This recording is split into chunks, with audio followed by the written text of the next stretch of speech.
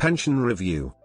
Pension review is a component of retirement planning, where a pension is examined to determine how well it is performing. This may include what the annual fees amount to, if the pension is growing at a reasonable level, how it is invested, if it could perform better with different investments, and if the fund will be able to provide the desired retirement.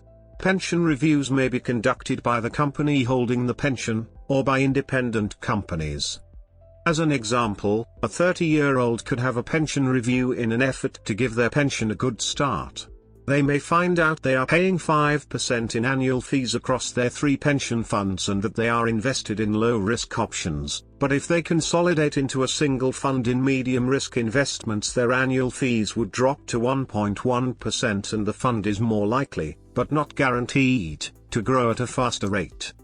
A 55-year-old person may have a pension review to determine whether they could access their 25% tax-free cash. This person's review may show that they have paid high fees for decades and their fund has not grown at the levels hoped for, so removing a chunk of cash is not advisable. Or they could find out that they would be able to withdraw enough tax-free cash to clear some outstanding debt and still have a suitable income either from an annuity or income drawdown.